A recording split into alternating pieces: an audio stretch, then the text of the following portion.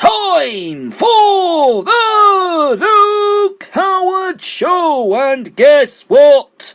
It's live! Thank you so much, thank you, oh you're so kind, thank you.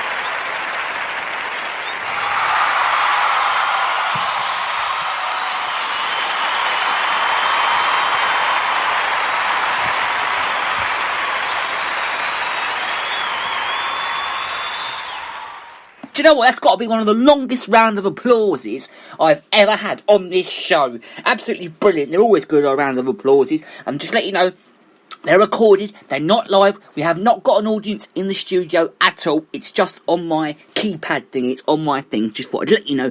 I'm sure a lot of Spreaker people, other Spreaker radio presenters who present radio shows who are listening today, do know exactly what I mean. So hello, morning everybody, another show, lovely to see you all today. It's Thursday the 28th of May 2020 and I hope your day is going really, really well. Well, this is a great way to start your day at 10 a.m. Well, it's around about 10 we do this show at the moment because we go out and we do walks and we're very busy doing stuff from home. So what I do is I record the show and the day before, and then we get it out around about 10ish. And it's a lovely thing to do. 6 days a week. I love doing this show. It's our 91st episode of the Luke Howard Show. Yes, 91 episodes I've done of this show, and here's to another 91 episodes. Well, 90. We celebrated our 90th episode yesterday, so here's to another 10 shows. Next show will be 100. Would you believe? 100 episodes of this show. Now, that is a lot, isn't it? That is a lot of episodes. 100 episodes. Do you know what? I haven't just done 100 episodes. I've done loads more episodes of different other shows in the past. So I've done well over 100. But for this show, I do now. This show, the Luke Howard Show, in 10 shows' time, is going to be our 100... Well, actually, 9 episodes' time now because of this show. It's going to be our 100th episode. And that's going to be a big one. That is 100 episodes. Wow. Absolute wow. It's absolutely brilliant. We'll keep you updated about our 100th episode, which shall be in about, I think, 2.5 weeks, sort of time-ish. We'll keep you updated about that. To get in touch with the show today, we'd love to hear from you. Do get in touch. Please, please, please. We're going to be interviewing Piers Bloomfield again on the show this week, but it won't be till the end of the week. It won't be till tomorrow or Saturday. If it's not this week, then it'll be next week. I did speak to Piers the other day. He said he'd be happy to have an interview again this week, so we'll continue from what we did last time. And if it's not this week, it'll be next week. So I am going to keep... I'm going to speak to Piers about the interview to see what was going on there. Did you all see Alan Titchmarsh the other night on ITV? And he was doing a garden programme from home. And I thought that was absolutely brilliant. It's really good. They were all doing things from their own backyards, which is absolutely brilliant. So do watch it. It's called, I can't remember what it's called, Keeping Your Garden Tidy at This Time or something like that. Just go onto your catch-up thing and it'll be on there. Have a little look at that. So... let's talk about vaccines, shall we, to start the show today, because they're trying to introduce a vaccine to coronavirus. Now, I know what you're thinking, oh, Luke, please stop going on about coronavirus, but we have to go on about it. That's the main story in news at this moment, isn't it? So, I would believe that we have to talk about it. I'm sure we do. We have to. So we're going to talk about the vaccine side, and we're also going to talk about the holiday side of it. Because I want to talk about the holiday side, because they're thinking of opening up a load of holiday places. It's at the end of June, July, beginning of July. Now, going to seasides as well, like beaches. I mean, my sister went to the beach the other day with her friend. And you can still go to beaches, people. You can still go to beaches. But you have to just stay 2 metres away. Like my sister went to a beach, West Cliff, as I just said the other day. And that wasn't busy at all. But I mean, you can go to the seaside, people. You can go. But you have to follow the rules and be 2 metres apart. So you can go to the seaside, which is very good. And, so you can go, but you have to be a metres apart. And the only places that are open there, I believe, is one ice cream stall. Because my sister FaceTimed us the other day, and she showed us what it was like. She said, Mum, look at what it's like. Nothing here at all. No one here. And it was only the other day. So, so it was quite quiet. And so they're thinking of a vaccine, and the NHS could miss out on a coronavirus vaccine because of the government's Britain First bluster. A leading medical charity has warned that if another nation develops one before we do, the correlation could go back. But see, the thing is, say it's all going to be fine by July, which is very unlikely. If it does, and then everyone starts going back out at the same time and not following the rules, then, well, we're back to square one again, aren't we, really? But they're also saying that businesses, security, like Shani, vow to prioritise the UK if a jab is developed. Now, here first, though, said Medicines Sans Frontiers. It also raised that fears over the UK and America's restaurants is the cause for a potential pool to share a vaccine between countries. Mr. Sharma spoke out last week after AstraZeneca signed a licensing deal for a vaccine developed at Oxford University. So, Rod Source of MSF said that that the UK would have access to the vaccine first through scale-up of this vaccine, but it's of manufacturing. That it's naturalistic. That this view is some that they're concerned about. There's no guarantee at the Oxford vaccine and will be the one. So what happens if it's not? There were also concerns, though, that ministers failed to attach anti-airplane servicing confidentialities to development cash given to pharmaceutical firms. Miss Source added that the public's paying twice and therefore funding the research and development. Then again, when pharmaceutical companions get the patient, so her fears were echoed by Demolit McDonald or Just Treatment, which last year helped force a pharmaceutical firm to drop the price of critical viral drugs.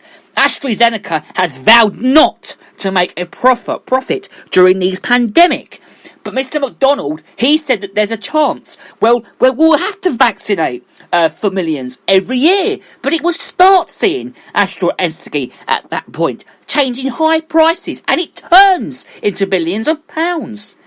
So Mr. Sharma said that the UK jab would be made available to developing nations at the latest possible cost.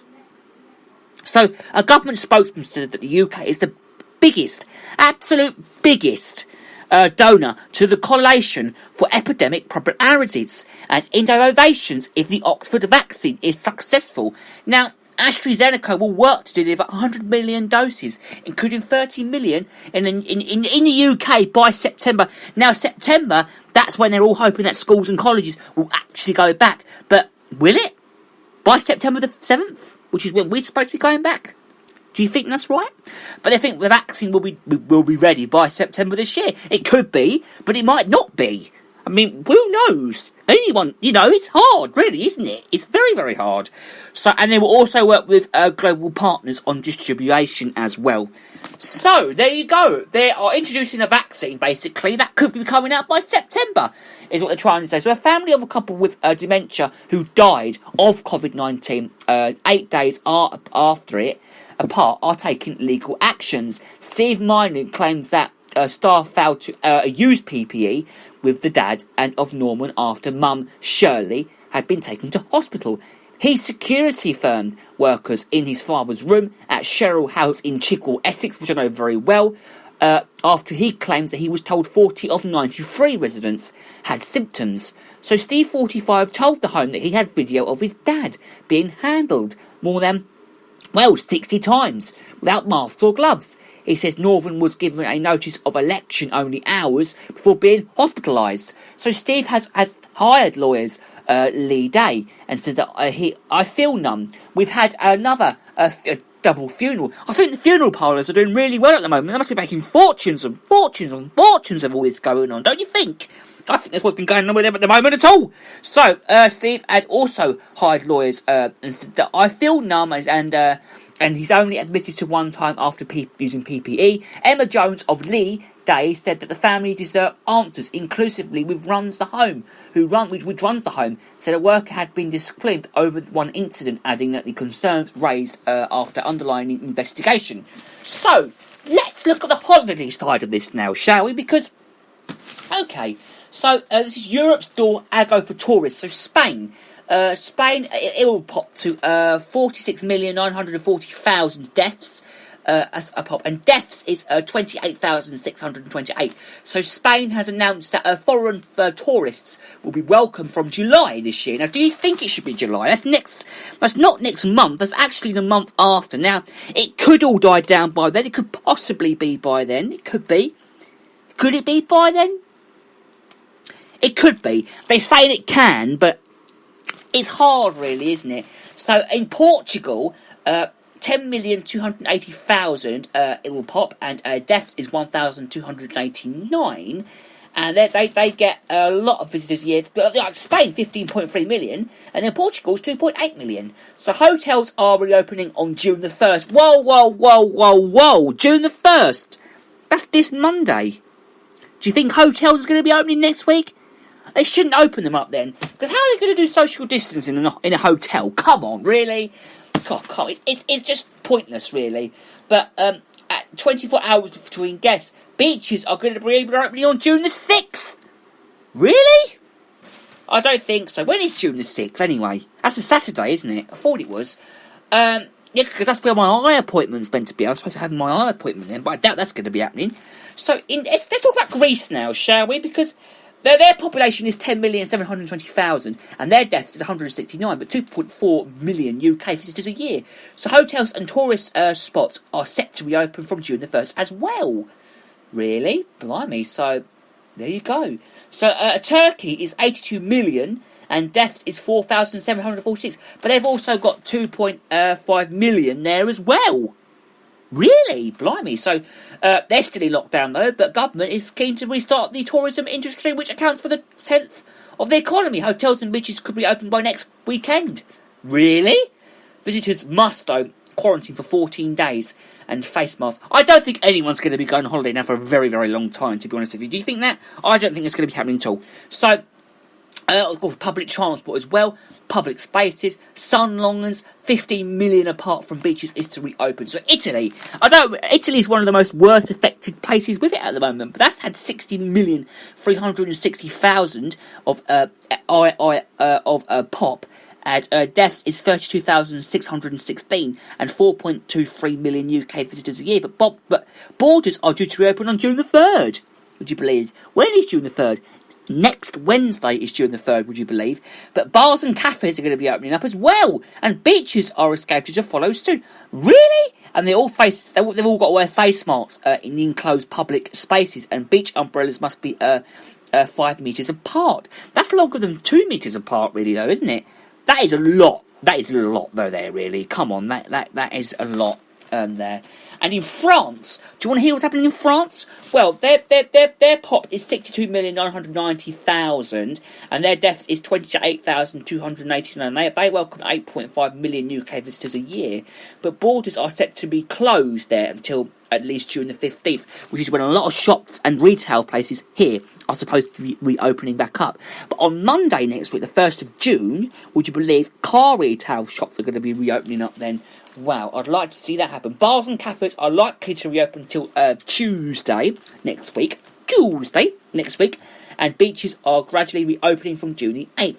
Visitors from the UK will be invited to self-isolate for 2 weeks on a voluntary basis. But Brits visiting friends and relatives, though, will be exempt. Face masks on public transport, of course, including the Eurostar. I don't actually think there's going to be many people on the Eurostar at the moment, to be honest with you, because of all of this going on.